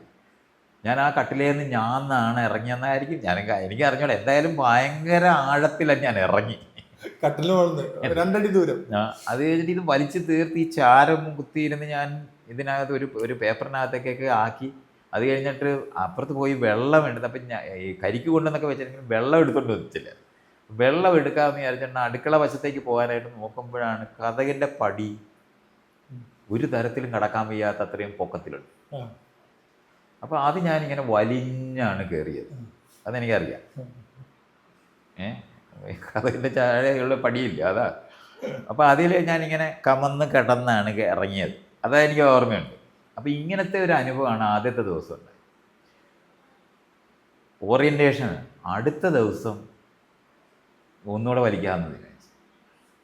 അടുത്ത ദിവസം വലിച്ചു കഴിഞ്ഞപ്പോൾ ഈ നക്ഷത്രങ്ങൾ കാണാനാണ്. നക്ഷത്രങ്ങളെന്ന് പറഞ്ഞാൽ ഭയങ്കര പാറ്റേണിലാണ്. എന്നിട്ട് അതിങ്ങനെ വരികയാണ് എൻ്റെ അടുത്തേക്ക്. അപ്പം നമ്മൾ ഇപ്പോൾ ഈ കമ്പ്യൂട്ടറിനകത്ത് കാണത്തില്ല ഇങ്ങനെ പാറ്റേൺസ് വരുന്നത്, പെട്ടെന്ന് അത് മാറുമല്ലേ. ഇതുപോലെ ഞാനത് അനുഭവിക്കുന്നത്. ഈ പാറ്റേൺസ് ഇങ്ങനെ മാറി മാറുകയാണ്. അപ്പോൾ ഇതിങ്ങനെ വരിക. അപ്പം ഞാൻ ഇതിനകത്ത് ഇങ്ങനെ അന്തം വിട്ട് ഈ പാറ്റേൺ മാറുന്ന ആ അനുഭവമാണ് ഞാൻ അന്നത്തെ ദിവസം. 3-ാം ദിവസമാണെന്നുണ്ടെങ്കിൽ ഞാൻ അന്യഗ്രഹ, അപ്പം ഞാൻ അന്ന് ഈ സ്പേസിൽ അസ്ട്രോണമിയൊക്കെ വായിക്കുകയൊക്കെ ചെയ്യുന്നു. സ്പേസിൽ നിന്ന് ആൾ വരുന്നതും ഭൂമി മുഴുവനും പിടിക്കാൻ പോകുന്നതും, അത് കഴിഞ്ഞിട്ട് അവർ വേഷം മാറി ഈ, അപ്പം കഥയായിട്ടാണ് ഞാൻ അനുഭവിക്കുന്നത്. ഭയങ്കര വേഷം മാറി മരങ്ങളായിട്ട് ഈ ഏലിയൻസ് എല്ലാം നിൽക്കുന്നു. അപ്പം അവരെ അവരെ നേരിടാനായിട്ട് വേണ്ടി നമ്മൾ പോകുന്നതും ഒക്കെ ആയിട്ടുള്ള ഭയങ്കര ഒരു വലിയ, എനിക്കൊന്ന് ഞാനിത് വലിച്ചതൊക്കെ വളരെ കൂടുതലായിട്ട് എനിക്ക് തോന്നുന്നു. എന്തായാലും ഒരു 2-3 മണിക്കൂർ നേരത്തേക്കുള്ള ബിസിനസ് പകലാണ് ഞാനിതെല്ലാം ചെയ്തത്. അപ്പോൾ ഉച്ച തിരിഞ്ഞ് 3 മണി ആയപ്പോഴത്തേന് എൻ്റെ കസിൻ കൂടെ താമസിക്കുന്നത് അയാൾ വന്നു. അപ്പോൾ അയാൾ വന്നിട്ട് നമുക്ക് അവിടെ തിന്നാനല്ല, നമുക്ക് പുറത്ത് പോയി തിന്നാം എന്ന് പറഞ്ഞ് ബിരിയാണിയെ പറ്റി പോയി. അപ്പം ഞാൻ പറഞ്ഞു കൊഞ്ച് ബിരിയാണിയെ പറ്റി അവനോട്. അപ്പോൾ അയാൾ എൻ്റെ അച്ഛൻ്റെ അനിയൻ്റെ മകനാണ്. അപ്പോൾ അയാൾക്ക് എന്നെ പോലെ തന്നെ കൊഞ്ച് ബിരിയാണിയൊക്കെ അറിയാമല്ലോ. പക്ഷേ ഞാൻ ഇയാളുടെ കൊഞ്ച് ബിരിയാണിയെ പറ്റി വളരെ നീണ്ടു വിട്ടെന്ന് എനിക്ക് ഓർമ്മയുണ്ട്. അതുപോലൊരു ബിരിയാണി പ്രപഞ്ചത്തിലില്ലെന്നൊക്കെ പറയുകയൊക്കെ ചെയ്തു. ഇതുപോലുള്ള ഒരു അനുഭവം അന്ന് അത് കഴിഞ്ഞപ്പോഴാണ് അവന് മനസ്സിലായി ഞാനിത് കുഴപ്പത്തിലാണെന്ന് മനസ്സിലായി. അയാൾ പോയി ചോദിച്ചു. എന്നിട്ട് ബാക്കി പിന്നെ അവന് ആളുടെ കൊടുക്കുകയായത്. പക്ഷെ അയാൾക്ക് ഇത് വലിച്ചിട്ട് സന്തോഷമല്ല ഉണ്ടായത്. ഭയങ്കര സങ്കടകരമായ അനുഭവം, ഛർദ്ദി. അതൊക്കെ പിന്നെ ഇപ്പം എനിക്കറിയാം നമ്മൾ എങ്ങനെയാണോ ഡിസ്പോസ്ഡ്. നമ്മൾ വളരെ പോസിറ്റീവായിട്ട് ചിന്തിക്കുന്ന ആളാണെങ്കിൽ വളരെ പോസിറ്റീവായിട്ടുള്ള അനുഭവങ്ങൾ ഉണ്ടാകും. വളരെ നെഗറ്റീവായിട്ടാണ് ഡിപ്രസ്ഡ് ആയ ആൾക്കാരാണ് വലിക്കുന്നെങ്കിൽ വളരെ ഡിപ്രഷനിലേക്ക് പോകുക എന്നൊക്കെ പറഞ്ഞ് ഇന്നിപ്പോൾ എനിക്ക് അതിൻ്റെ ആ കെമിസ്ട്രിയും കാര്യങ്ങളൊക്കെ അറിയാം. ഈ അന്നത്തെ ആ 3 ദിവസത്തെ ഉപയോഗം കഴിഞ്ഞാൽ ഞാൻ ഒരു കാര്യം മനസ്സിലാക്കി. എന്നാൽ അതിന് മുമ്പ് ഞാൻ മദ്യം കഴിക്കുമ്പോൾ എനിക്കറിയാം ഈ മദ്യം കഴിക്കുന്നത് എന്നെ ബാധിച്ചിട്ടില്ല. മുട്ടിന് ബലം കുറഞ്ഞിട്ടുണ്ട് എന്നുള്ള മോട്ടോർ ആക്ടിവിറ്റി കുറഞ്ഞു എന്നുള്ളതല്ല. അത് ഒരിക്കലും എന്നെ ഇതിൽ ഇനിയും കഴിക്കണമെന്ന് തോന്നിയിട്ടേ ഇല്ല. പക്ഷേ ഈ സാധനം അങ്ങനെയല്ല. മനസ്സിലായി ഇത് വലിക്കണമെന്ന് എനിക്ക് തോന്നും. കാരണം രസകരമായ അനുഭവമായിട്ടാണ് ഉണ്ടായത്. അതുകൊണ്ട് ഞാൻ തീരുമാനിച്ചു അത് എന്നെ പിടിക്കാൻ കഴിവുള്ള ഒരു സാധനമാണെന്ന്. ഞാൻ പിന്നെ സത്യത്തിൽ പിന്നെ ഞാൻ വലിച്ചിട്ടേ ഇല്ല, വലിച്ചിട്ടേ ഇല്ല.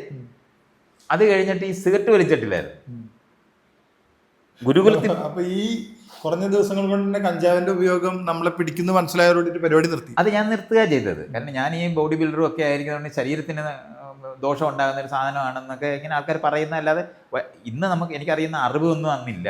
പക്ഷേ ഇത് എന്നെ പിടിക്കാൻ കഴിവുണ്ട് എന്ന് മനസ്സിലാക്കി ഞാൻ നിർത്തുക ചെയ്തത്.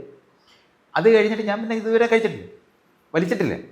അത് കഴിഞ്ഞിട്ട് ഞാൻ സത്യത്തിൽ കഴിച്ചത് ഈ സിഗരറ്റ് വലിച്ചത് ഗുരുകുലത്തിൽ പോയത്. എൻ്റെ കൂടെ ഒരു അമേരിക്കക്കാരൻ വന്ന് അയാൾ സിഗരറ്റ് വലിക്കുന്ന ആളാണ്. അപ്പോൾ ഞാൻ വിചാരിച്ചു ഇതൊന്ന് വലിച്ചു നോക്കാം. ഒരിക്കലും വലിച്ചിട്ടില്ലാത്ത കാരണം കൊണ്ട് വലിച്ചു നോക്കാമെന്ന് വിചാരിച്ചു. 6 സിഗരറ്റ് ഞാൻ വലിച്ചു. അപ്പം ഞാൻ സിഗരറ്റ് വലിച്ച പുക പുറത്തോട്ട് വിടത്തില്ല, പിടിച്ചു വയ്ക്കും.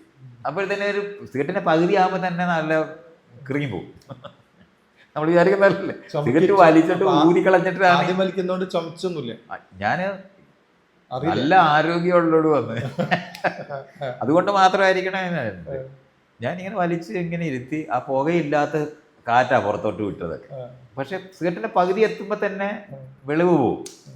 അങ്ങനെയായിരുന്നു. പക്ഷെ 6ാമത്തെ സിഗരറ്റ് വലിച്ച ദിവസം ഞാൻ കുറെ പഴമൊക്കെ തിന്നിട്ടിരിക്കുമ്പോഴാണ് വലിച്ചത്. ഛർദിച്ച അന്ന് സിഗരറ്റ് നിർത്തി. പിന്നെ സിഗരറ്റാണ് ജീവിതത്തിൽ 6 സിഗരറ്റ് ഞാൻ വലിച്ചിട്ടുണ്ട്.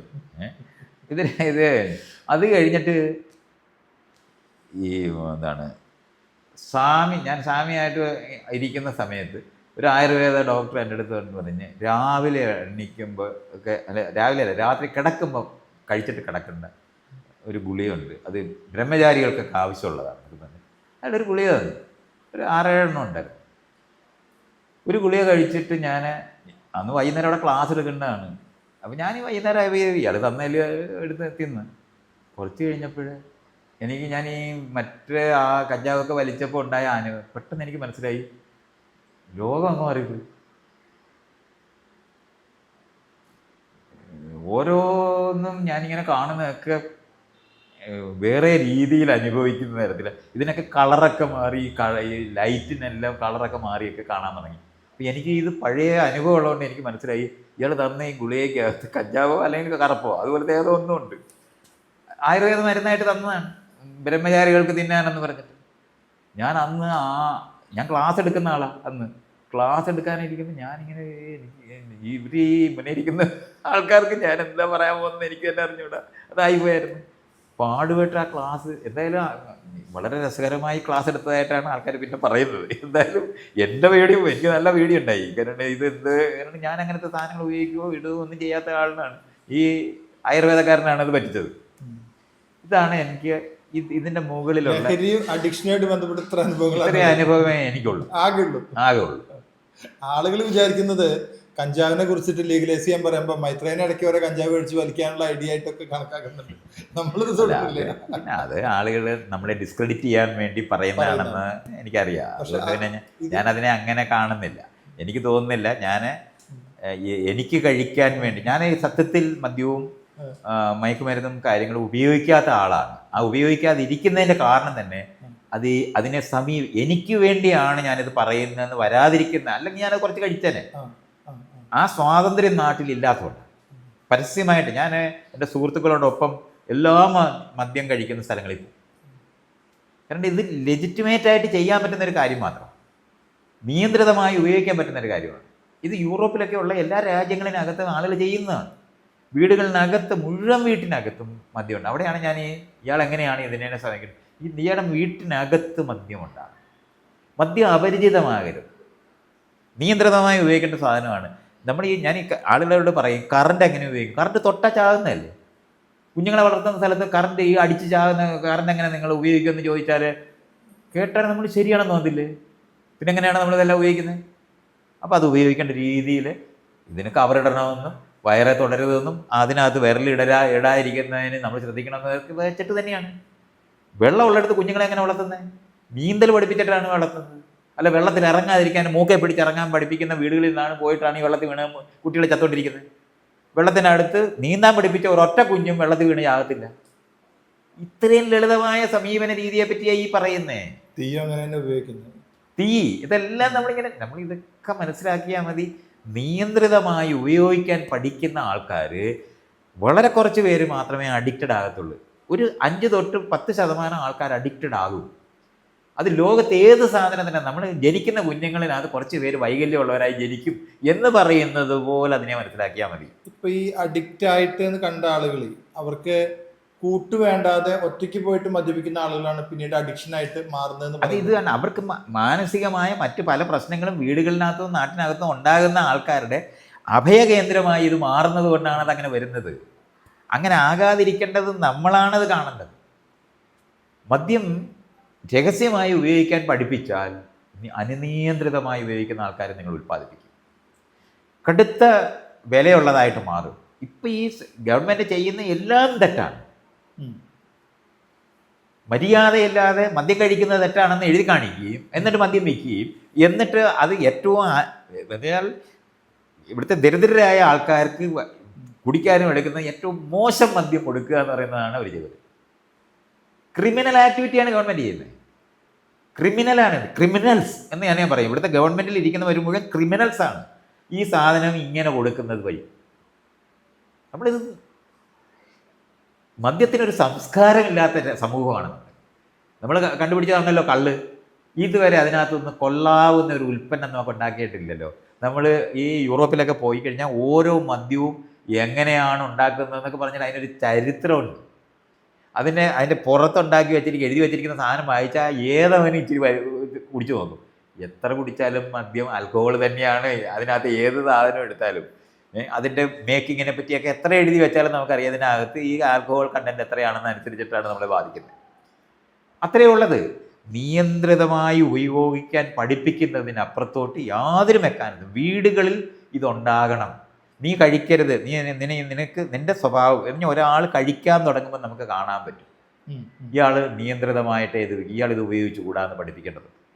അതെങ്ങനെ അറിയാം? കുടിക്കുന്ന ആള് അത് കുടിച്ചു കഴിയുമ്പം അഡിക്റ്റഡ് ആയി മാറുകയും അത് കഴിഞ്ഞിട്ട് അയാൾ പെരുമാറുന്ന രീതിയാണ് അതിനകത്ത് വ്യത്യാസം ഉണ്ടാക്കുന്നത്. എങ്ങനെയായിരിക്കും നമ്മൾ അവർക്ക് ഇതിന് വീണ്ടും വേണമെന്ന് പറയും.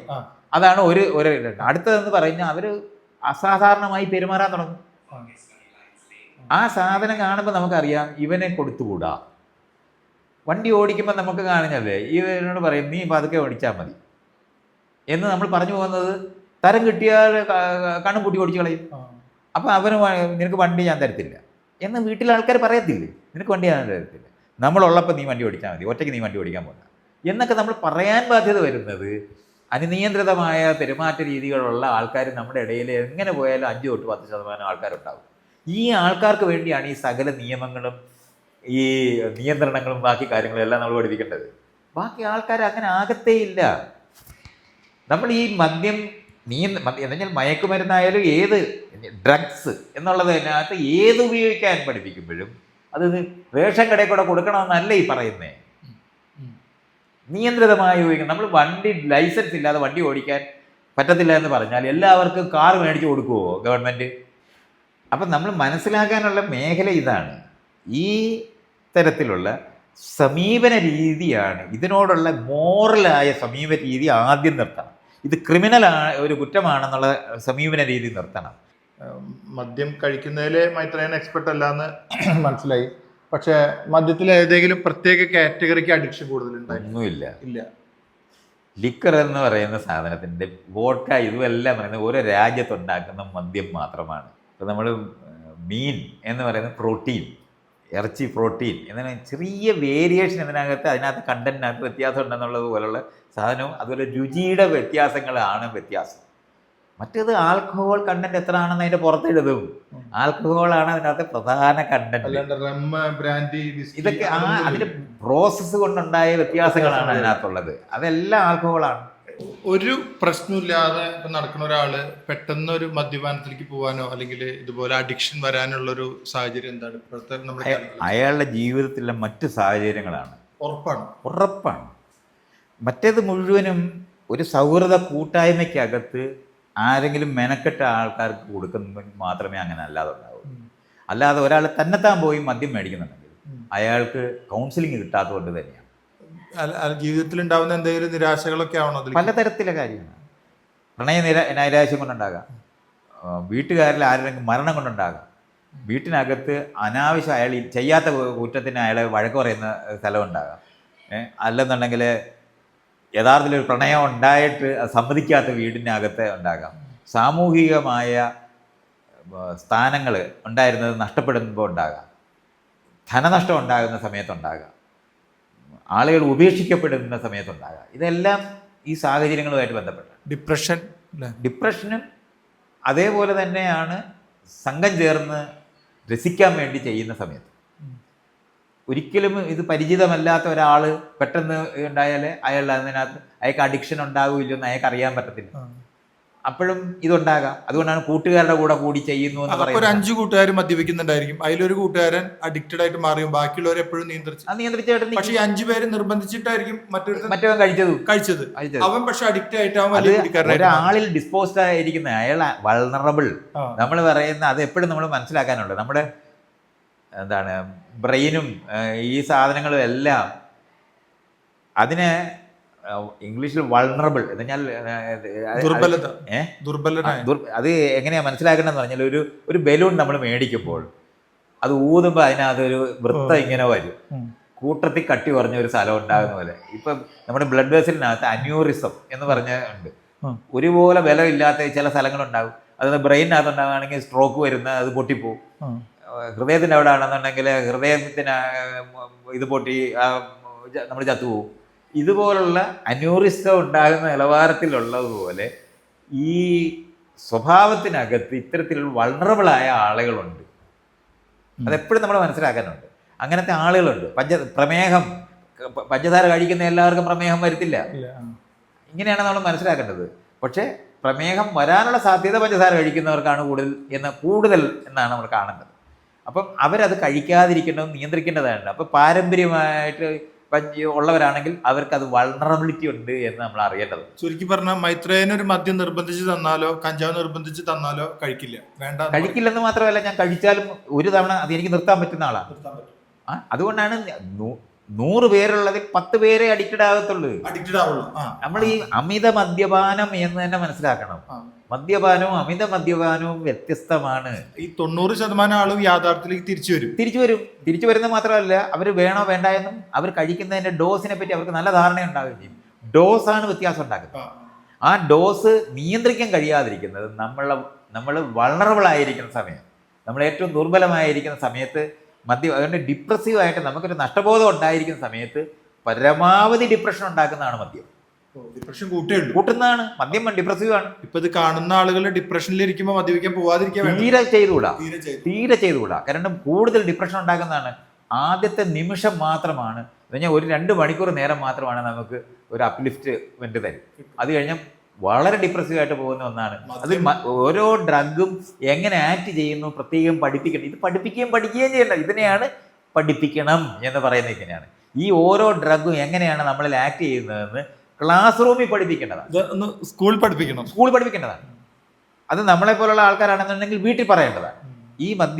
ഈ ഡ്രഗ് എങ്ങനെയാണ് നമ്മളിൽ പ്രവർത്തിക്കുന്നത് എന്ന് പഠിപ്പിക്കുന്നത് കാരണം കൊണ്ട് ഇത് എപ്പോൾ ഉപയോഗിച്ചുകൂടാ, എപ്പോൾ ഉപയോഗിക്കാം, ഈ അറിവുണ്ടെന്നുണ്ടെങ്കിൽ അവർക്ക് വേണമെങ്കിൽ അവർ കഴിക്കും. ഇപ്പം ഞാൻ 3 തവണ കഞ്ചാവ് വലിച്ചെന്ന് കൊണ്ട് കഞ്ചാവ് വലിക്കുന്ന ആളായിട്ട് മാറിയിട്ടില്ലല്ലോ. മദ്യം എല്ലാവരുടെയും കൂടെ പോയിട്ട് ഞാൻ അവരുടെ കൂടെ ഒരു പെഗ് കഴിക്കുന്ന ആളാണല്ലോ. എന്നിട്ട് ഞാൻ മദ്യപാനി ആവുന്നില്ലല്ലോ. ഒരൊറ്റ പെഗ്ഗേ കഴിക്കുള്ളൂ. അത് ഒരു പെഗ്ഗേ കഴിക്കത്തുള്ളൂ എന്നുള്ള കാര്യം. ഞാൻ ഈ മദ്യം കഴിക്കാതിരിക്കുന്നത് എന്തോ ആഠ്യത്വമാണെന്നും മഹത്വമാണെന്ന് തെറ്റിദ്ധരിക്കുന്ന ഒരു സമൂഹത്തിന്റെ നടുവിൽ നിൽക്കുന്നതുകൊണ്ടാണ്. ഒരു കാര്യവുമില്ലാത്ത ഒരു സ്റ്റിഗ്മയുടെ സാധനം മാത്രമാണെന്ന് അറിയുന്നതുകൊണ്ടാണ് മദ്യം ബാറുകളിൽ പോവുകയും മറ്റുള്ളവരുമായിട്ട് സോഷ്യലൈസ് ചെയ്യാനായിട്ട് ഇതിനെ ഉപയോഗിക്കുകയും ചെയ്യുന്നത്. ലോകത്ത് ആളുകൾ റിലാക്സ്ഡ് ആകുകയും പരസ്പരം അങ്ങോട്ടും ഇങ്ങോട്ടും ഒരു ബിസിനസ് ചർച്ച നടത്തുന്നതിനും ഒക്കെ ഇതും ആളുകൾ തമ്മിൽ സൗഹൃദം ഉണ്ടാക്കുന്നതിനും ഊട്ടി ഉറപ്പിക്കുന്നതിനും ഒക്കെ സഹായിക്കുന്ന സാധനമാണ്. ഇത് മഹാ അപകടകരമായ സാധനം മാത്രമൊന്നുമല്ല. മായാവി എന്ന് പറഞ്ഞ സിനിമയിൽ സലീം കുമാർ പറയുന്ന ഒരു ഡയലോഗ് ഉണ്ട്. കുടിക്കുമ്പോൾ ചിരിക്കല്ലേ കരയല്ലേ എന്ന് പറയും. ചിരിച്ചു കഴിഞ്ഞാൽ ചിരിച്ചുകൊണ്ടേയിരിക്കും, കരഞ്ഞു കഴിഞ്ഞാൽ കരഞ്ഞുകൊണ്ടേയിരിക്കുന്നു. മൈത്രേയൻ പറഞ്ഞത് ബന്ധപ്പെട്ട് പറയുമ്പോൾ നമ്മൾ വിഷമത്തിലിരിക്കുമ്പോൾ നമുക്ക് കൂടുതൽ വിഷമം തരാൻ മദ്യം കാരണം മദ്യം ഡിപ്രസീവ് ആണ്. അല്ല അയാൾ പറയുന്ന പോലെ ചിരിക്കുന്ന സമയത്ത് ചിരിക്കത്തൊന്നുമില്ല. അത് കഞ്ചാവുമായിട്ട് ബന്ധപ്പെട്ടാണ്. നമ്മുടെ ഓരോന്നും പഠിക്കേണ്ടതുണ്ട്. ഓരോന്നും ആക്ട് ചെയ്യുന്ന സാധനത്തിന് വ്യത്യാസങ്ങളുണ്ട്. ആ വ്യത്യാസങ്ങളെ പറ്റിയുള്ള അറിവ് നമുക്കുണ്ടെന്നുണ്ടെങ്കിൽ ഏത് വണ്ടി ഏത് വളവിൽ എങ്ങനെ ഓടിക്കണമെന്ന് പഠിക്കുന്ന പോലെ തന്നെയാണ്. ഒരു കയറ്റം കയറാനായിട്ട് ഈ വണ്ടിക്ക് പറ്റത്തില്ല എന്ന് നമ്മൾ അറിയുന്നത് പോലെ അറിയേണ്ട സ്ഥലങ്ങളാണ്. മദ്യപാനത്തിന് അടിമപ്പെട്ട ഒരാൾക്ക് പിന്നീട് ഇപ്പോൾ അയാളെ എങ്ങനെ ഒരു വീട്ടിലുള്ള ആളുകൾ ട്രീറ്റ് ചെയ്യണം? അവരെ ആദ്യം എന്ന് പറഞ്ഞാൽ അവരെ കുറ്റപ്പെടുത്താതിരിക്കുക എന്ന് പറയുന്നതാണ് ആദ്യത്തെ സാധനം. അവരെ ആ തരത്തിലുള്ള വൾണറബിളായി മാറുന്നതിൻ്റെ സാഹചര്യം മാറ്റാൻ പലപ്പോഴും ആളുകൾക്ക് കഴിയാതിരിക്കുന്നത് ഇപ്പോൾ ദാരിദ്ര്യം കൊണ്ടോ അല്ലെങ്കിൽ ഒരു സമൂഹത്തിനകത്തെ അടിച്ചമർത്തിയിരിക്കുന്ന ഒരു സമൂഹത്തിനകത്തെ ആൾക്കാർക്ക് അവർ വിചാരിച്ച സാഹചര്യം മാറ്റാൻ പറ്റത്തില്ല. അതാണ് നമ്മൾ കുടുങ്ങിപ്പോകുന്ന സ്ഥലം. അപ്പോൾ നമുക്ക് പറയാനേ പറ്റത്തുള്ളൂ, സാഹചര്യം മാറ്റാനുള്ള കഴിവില്ല. അല്ലെന്നുണ്ടെങ്കിൽ സാഹചര്യം മാറ്റാനുള്ള കഴിവുണ്ടെന്നുണ്ടെങ്കിൽ പെട്ടെന്ന് നമുക്ക് അവരെ അതിനകത്തുനിന്ന് മോചിപ്പിക്കാൻ പറ്റും. ഒരാൾ മെനക്കെട്ട് അവർക്ക് അറ്റൻഷൻ കൊടുക്കുന്ന സ്ഥലത്തേക്ക് മാറുകയും നമ്മൾ ഇപ്പോൾ ഡി അഡിക്ഷൻ സെൻറ്റർ എന്ന് പറയുന്ന സ്ഥലത്ത് ശരിക്കും പറഞ്ഞാൽ ഒരാളെ കൊണ്ടുപോയാൽ അവരെ പരിചരിക്കാനായിട്ട് നിരന്തരം പരിചരിക്കാൻ പറ്റുന്ന ഒരാൾ കൂടെ വേണം, അവർക്ക് ഇഷ്ടമുള്ള ഒരാൾ കൂടെ വേണം, എങ്കിലേ യഥാർത്ഥത്തിൽ അത് വർക്ക് ചെയ്യുള്ളൂ. മറ്റേത് മെഡിക്കൽ ബുക്കിലെ വരിയാണ് റിലാക്സ് ഈസ് ദ റൂൾ എന്ന് പറഞ്ഞാൽ വീണ്ടും മദ്യപാനിയായി മാറുക അല്ലെങ്കിൽ ഡ്രഗ് അഡിക്റ്റായി മാറുക എന്ന് പറയുന്നതാണ് നിയമം. റിലാക്സ് ഈസ് ദ റൂൾ എന്നാണ് അവർ പഠിപ്പിക്കുന്നത്. ഇത് നമ്മൾ അറിയേണ്ടതുണ്ട്. അല്ലാതെ ഡി അഡിക്ഷന് കൊണ്ടുപോയാൽ അങ്ങ് രക്ഷപ്പെടുക എന്നുള്ളതൊന്നും ഇല്ല. തിരിച്ചതുപോലത്തെ ആളായി മാറാനുള്ള സാധ്യത 100% അറിയേണ്ടത്.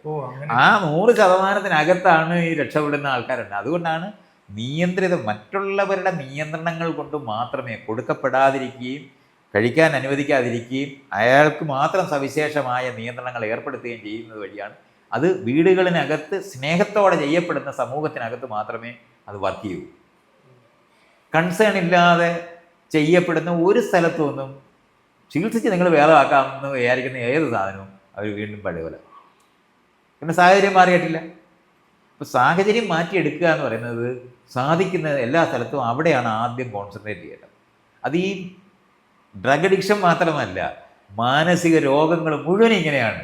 ആ സാഹചര്യം ഉൽപ്പാദിപ്പിക്കുന്നത് അവിടെ തന്നെ ഇരുന്നുകൊണ്ട്. എന്നാൽ ഉറുമ്പും കൂട്ടിൽ ഇരുന്നു കൊണ്ട് നിങ്ങൾ ഉറുമ്പിനെ പിറക്കി കളഞ്ഞുകൊണ്ടിരുന്നാൽ ഒരിക്കലും തീരത്തില്ലെന്ന് അറിയുന്ന പോലെ ആദ്യം അവിടുന്ന് മാറ്റി ഇരുത്തിയിട്ട് വേണം ഈ ഉറുമ്പിനെ എടുത്ത് കളയേണ്ടത്, ബാക്കി മരുന്ന് തേക്കേണ്ടത്. അല്ലാതെ ഉറുമ്പും കൂട്ടിൽ വെച്ചുകൊണ്ട് ചികിത്സ സാധ്യമല്ല. ഇതാണ് നമ്മുടെ ഈ ഡി അഡിക്ഷൻ്റെ മുഴുവൻ പ്രശ്നവും. ഇത് ഉൽപ്പാദിപ്പിക്കപ്പെടുന്ന ആ സാഹചര്യം ഒരിക്കലും മാറുന്നില്ല എന്നുള്ളത് കൊണ്ടാണ് അത് ആവർത്തിക്കുന്നതായിട്ട് മാറുന്നത്. മദ്യപാനത്തിൽ നിന്ന് ഒരാള് മദ്യപാനത്തിന്റെ ആ ഒരു പീക്കിൽ കഴിഞ്ഞിട്ട് പിന്നെ വേറെ മറ്റു ലഹരികൾ തേടി പോകാറുണ്ട്.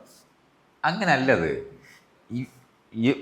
ഏതെങ്കിലും ഒരു ലഹരി ഉപയോഗിച്ചിട്ട് ആർക്കും ഒരു പ്രയോജനവും അയാൾ ആഗ്രഹിക്കുന്ന നിലവാരത്തിൽ ഒരു പരിഹാരം ജീവിതത്തിന് കിട്ടുന്നില്ലെന്ന് അറിയുമ്പോൾ എന്തും ചെയ്യും. അങ്ങനെയാണ് അത് ഒന്നിനു പുറകെ എല്ലാം ഉപയോഗിക്കുന്നവരായിട്ട് മാറും. ജോത്സ്യനെ കാണാൻ പോകുന്ന അതേ യുക്തിയാണ്. ഒരു ജോത്സ്യനെ കണ്ട് കാര്യങ്ങൾ പറഞ്ഞ് പരിഹാരക്രിയയൊക്കെ ചെയ്തിട്ട് ജീവിതം മാറിയിട്ടില്ലെന്ന് കാണുമ്പോൾ വേറൊരു ജോത്സ്യനെ കാണാം. ആ ജോത്സ്യന് ആദ്യം പറയുമ്പോൾ എല്ലാം ശരിയാണെന്ന് തോന്നുന്നു. അത് കഴിഞ്ഞിട്ട് അയാളുടെ പരിഹാരക്രിയ അനുസരിച്ചിട്ട് ചെയ്യുമ്പോഴും വീണ്ടും ജീവിതം നടക്കാതെ വരുമ്പോൾ മാറി ജ്യോത്സ്യന്മാരെ കാണുന്നത് പോലെയും മാറി ഡോക്ടർമാരെയും വൈദ്യന്മാരെയും കാണുന്ന പോലെ തന്നെയാണ് ആളുകൾ ഈ ഡ്രഗുകളെല്ലാം. നോർമൽ മദ്യപിക്കുന്ന ഒരാള് സ്ഥിരം മദ്യപാനി ആകാനുള്ളതൊക്കെ ഈ സാഹചര്യം. നോർമൽ മദ്യപാനി എന്ന് പറഞ്ഞാൽ അല്ല നോർമലായ ഒരാൾ മദ്യപിക്കുന്നെന്നുള്ളതാണ്. അല്ല നോർമൽ മദ്യപാനം ഇല്ല. നോർമലായ ആള് അയാളുടെ ജീവിതത്തിന് ആവശ്യമായ ഇത്രയും ഞാൻ കഴിക്കുന്നുള്ളത്. നീ വണ്ടി ഓടിക്കുമ്പോൾ നോർമലായി വണ്ടി ഓടിക്കുക എന്ന് പറയുന്നതല്ല, ആവശ്യത്തിനനുസരിച്ച് സ്പീഡ് കൂട്ടുകയും കുറയ്ക്കുകയും ചെയ്യുന്നത്. അല്ല നോർമലായ ഒരാൾ സ്പീഡ് കൂട്ടുകയും കുറയ്ക്കുകയല്ല ചെയ്യുന്നത്, ആവശ്യത്തിനനുസരിച്ചിട്ടാണ്. ഇതെത്രയാണ് നമ്മൾ. അപ്പം ഡിപ്രസീവായി ജീവിതത്തിനകത്ത് സംഘർഷഭരിതമായി ഇരിക്കുന്ന സമയത്ത് നമ്മൾ ആ ആളാണ്, അല്ലാതെ നോർമലായ ആളല്ല. നമ്മൾ തന്നെയാണ് നോർമലും ആകുന്നത് സന്ദർഭം അനുസരിച്ചിട്ടാണ്. അല്ലാതെ ഒരാൾ നോർമലായ കുറേ പേരും ബാക്കിയുള്ള കുറച്ച് അബ്നോർമലും അല്ല. നമ്മൾ ഓരോ സാഹചര്യത്തിനകത്ത് നമ്മളെങ്ങനെ ഇരിക്കുന്നത്. രാവിലെ വീട്ടിൽ നിന്ന് വഴക്കിട്ട് ഇറങ്ങിയ ഒരാൾ ഓഫീസിനകത്ത് വഴക്കിടുന്ന പോലെയാണ്. അല്ലാതെ അയാൾ നോർമലായ ആൾ അല്ല, അയാൾ അബ്നോർമലായിട്ടാണ് വീട്ടിൽ നിന്ന് ഇറങ്ങിയത്. നമ്മൾ അങ്ങനെയാണ് മനസ്സിലാക്കേണ്ടത്. അല്ലാതെ നമ്മൾ തന്നെയാണ് നോർമലും അബ്നോർമലും ആകുന്നത്. അല്ല കുറച്ച് നോർമലായ ആൾക്കാർ ഈ നാട്ടിലുണ്ടെന്ന് പറയരുത്. വളരെ നോർമലാണെന്ന് പറയുന്നവർ ബാക്കിയുള്ളവർ ജാതിയും മതവും അനുസരിച്ച് ബാക്കിയുള്ളവരെ മുഴുവൻ വെറുക്കുന്നവനും കൂടെ ആയിരിക്കും. അവനാണ് നമ്മൾ നോർമൽ എന്ന് പറയാൻ പറ്റുക.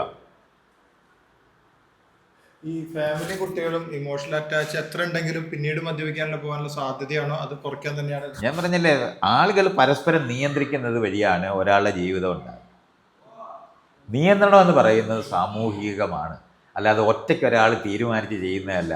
അത് ഒറ്റയ്ക്കൊരാൾ ചെയ്യുന്നത് 1000-5 പേരെ കാണും.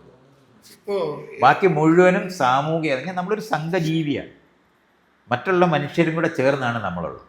അവരുടെ അഭിപ്രായവും അവരുടെ സപ്പോർട്ടും അവരുടെ മോശമായ പെരുമാറ്റവും എല്ലാം നമ്മളെ ബാധിക്കും. മൈത്രേയൻ കഞ്ചാവ് അടിക്കുന്നതിനെ കുറിച്ചിട്ട് അത്ര അപകടമില്ല എന്ന് പറയുമ്പോഴും അല്ലെങ്കിൽ പല കാര്യങ്ങൾ ലീഗലൈസ് ചെയ്യണമെന്നൊക്കെ പറയുമ്പോഴും കഞ്ചാവ് അടിച്ചിട്ടും മദ്യപിച്ചിട്ടും ഒരാൾക്ക് മറ്റ് ജനങ്ങളിൽ നിന്നും ഒരു തരത്തിലും വേറൊരാളാണെങ്കിൽ ഇതുപോലെയല്ല മാറ്റി നിർത്തപ്പെടുമായിരുന്നു. ഇപ്പൊ വേടന്റെ കഥ തന്നെ പറഞ്ഞു വരുന്നത്, വേടൻ കഞ്ചാവ് അടിച്ചിട്ട് പോലും വേട ജനമനസ്സുകളിൽ നിന്നും ഇതുവരെ മാറിയിട്ടില്ല. ആളുകൾ അയാളെ കാണാൻ വീണ്ടും വീണ്ടും കൂട്ടം കൂടുന്നതാണ്, പോപ്പുലാരിറ്റി വർദ്ധിക്കുന്നതാണ് കാണുന്നത്. വേടന് മാത്രം ഇങ്ങനെ ഒരു പോപ്പുലാരിറ്റി കിട്ടാനുള്ള ഒരു കാരണം വേടന് പോപ്പുലാരിറ്റി കിട്ടുന്ന അയാളുടെ വരികളുമായിട്ട് ബന്ധപ്പെട്ട്. വരികളൊക്കെ അയാൾ എഴുതിയിരിക്കുന്ന വരികൾ കേട്ട ഒരാളെ സംബന്ധിച്ചോളം അത് മറക്കാനൊക്കത്തില്ല. അത്രയും തീവ്രമായിട്ടുള്ള എന്താണ് സാമൂഹിക അനീതിക്കെതിരായിട്ടുള്ള സമരം ചെയ്യുന്ന ആളാണ്. അതുകൊണ്ടാണ് ആൾക്കാർക്ക് ആ ഇഷ്ടമുണ്ട്. മൈത്രേയന്റെ ഒരു കാലഘട്ടത്തിൽ, അല്ലെങ്കിൽ നമ്മുടെ ഒരു കാലഘട്ടത്തിൽ ഇതുപോലെ എഴുതിയിട്ടുള്ള വേറെ ആളെങ്കിലും ഇന്ത്യയിലോ ഇല്ല. കേരളത്തിലോ കണ്ടിട്ടുണ്ടോ? ഇന്നത്തെ കാലത്ത് ഈ സമയത്ത് വേടനെ പോലെ എഴുതുന്ന ഒരാളില്ല. ഒരാളില്ല. ഇതിനു മുമ്പ് ഞാൻ അങ്ങനത്തെ വരികൾ അല്പമെങ്കിലും എഴുതിയിരുന്ന ഒരാളുണ്ടായിരുന്നെങ്കിൽ ബാലചന്ദ്രൻ ചുള്ളിക്കാടായിരുന്നു. ആ ബാലചന്ദ്രൻ പോലും മദ്യപാനത്തിന് നിർത്തിയ ഒരാളാണ്. പക്ഷേ അയാൾ അന്നത്തെ കലാപം, അന്നത്തെ അനീതികൾ കണ്ടിട്ട് എഴുതിയിട്ടുള്ള കുറേ വരികളുണ്ട്. അത് അന്നത്തെ യുവാക്കളെ മുഴുവൻ ബാധിച്ചിട്ടുണ്ട്. അയാളുടെ മദ്യപാനം ഒന്നുമല്ല ബാധിച്ചിട്ടുണ്ട്. നമ്മൾ അങ്ങനെ തന്നെ അറിയേണ്ടത്. അതിനുശേഷം ഇത്ര തീവ്രമായ സാമൂഹിക വിമർശനം എഴുതിയ ഒരാളാണ് വേടൻ. സംശയമില്ല, അത് സംശയം. അത് തന്നെയാണ് അയാളെ അയാൾ നിലനിർത്തുന്നത് തന്നെയാണ്. അത് കാരണം കൊണ്ടാണ്. അത് കഴിഞ്ഞാൽ മാത്രമല്ല, അയാൾ സ്റ്റേജിനകത്ത് അയാൾ കാണിക്കുന്ന ഒരു പക്വതയുണ്ട്. അത് അയാളുടെ പ്രായത്തിനേക്കാളും വലുതാണ്. വലിയ ജനക്കൂട്ടത്തിനെ അഡ്രസ്സ് ചെയ്യുമ്പോൾ അയാൾ കാണിക്കുന്ന ക്ഷമാശീലത്വം, ഇതൊക്കെ വളരെ ഡിഫറൻ്റാണ്. അയാളൊരു സ്നേഹമുള്ള മനുഷ്യനാണ്. ഇതൊക്കെ എനിക്ക് കാണാൻ പറ്റും. ഞാൻ അയാളുമായി പിരിയുന്ന ഏക സാധനം ഒരു ജെൻഡർ, സ്ത്രീകളുമായിട്ട് അയാളുടെ ബന്ധത്തിനകത്ത് എനിക്ക് യോജിക്കും. അവിടെ അയാൾ ശരിക്കും പറഞ്ഞാൽ ഒരു പുരുഷനായി ഇന്നും പെരുമാറുന്നുണ്ടെന്ന് കാണാൻ പറ്റുന്നുണ്ട്. അതൊഴിച്ച് ബാക്കി എല്ലാ സാധനത്തിനകത്തും പരമാവധി സപ്പോർട്ട് കൊടുക്കുന്ന ആളാണ്. 27 വയസ്സുകാരനല്ല ശരിക്കും നമ്മൾ കാണുന്നത്. അല്ല, അതിനേക്കാളൊക്കെ വലുത് തന്നെയാണ്. അങ്ങനെ തന്നെയാണ്. അത് ബോബ് മാർലി ഒക്കെ പറഞ്ഞാൽ അവരുടെ ബാക്കിയെല്ലാം നമ്മൾ പറയുമ്പോഴും തീവ്രമായ മനുഷ്യസ്നേഹത്തിനകത്ത്, ആളുകൾ തമ്മിലുള്ള ജീവിതത്തിനകത്ത് തുല്യമായി കാണണമെന്ന് ആഗ്രഹിക്കുന്ന ആളുകളുടെ കലാപം, തെറ്റ് കണ്ടാൽ കലാപം ചെയ്യണം എന്ന് ആഹ്വാനം കൊടുക്കുന്ന ഒരാളാണ്. അതുകൊണ്ടാണ് എൻ്റെ ഒരു കാഴ്ചപ്പാടിൽ, ശരിയോ തെറ്റെന്നറിയില്ല, ഈ വേടനിപ്പ കാണിക്കുന്ന ഇൻഫ്ലുവൻസ് ചെയ്യുന്ന പോലെ വേറെ ആൾ കേരളത്തിൽ ഉണ്ടോ എന്നുള്ള സംശയമുണ്ട് അല്ലേ? അങ്ങനെ തന്നെയാണ്. അയാൾ വരുമ്പോൾ ഉണ്ടാകുന്ന ജനക്കൂട്ടം ഇതുവരെ എനിക്ക് തോന്നുന്നു മോഹൻലാൽ അയാളുടെ പീക്ക് നിന്ന സമയത്ത് വേണമെങ്കിൽ അത്രത്തോളം ആളിനെ കൂട്ടാൻ കഴിഞ്ഞിട്ട് പറ്റും. പക്ഷെ ഇന്നിപ്പോൾ വേടൻ ആളുകളെ ആകർഷിക്കുന്ന നിലവാരത്തിൽ ഒരാളും കേരളത്തിലുണ്ടായിട്ടില്ല. വരുന്ന ആളുകൾ മുഴുവൻ വേടന്റെ വരികൾ ബൈഹാർട്ടാക്കിയിട്ട് വരുന്നത്. അങ്ങനെ തന്നെയാണ്. അവർ കൂടെ പാടുന്നവരാണ്. അതുകൊണ്ടാണ് ആ വരികൾ അവരെ സ്വാധീനിച്ചിട്ടുണ്ടെന്ന് നമുക്ക് കാണാൻ പറ്റുന്നത്. ഒരു കേരളത്തിന് ഇന്ന് കിട്ടാവുന്നതിൽ ഇത്തരത്തിലുള്ള കലാപം, നാട്ടിനകത്തെ മര്യാദകൾ കണ്ടാൽ അതിനെ എതിർക്കണം, ചോദിക്കണം എന്ന് പറയുന്ന വരികൾ അതിനകത്ത് മുഴുവൻ സ്ഥലത്തുമുണ്ട്. ശരിക്കും നീതിപൂർണമായ ഒരു ലോകം ഉൽപ്പാദിപ്പിക്കപ്പെടണമെന്ന് ആഗ്രഹിക്കുന്നവരുടെ വരികളാണ് അത്. അതുകൊണ്ടാണ് വേടന് സവിശേഷ സ്ഥാനം. സംശയം.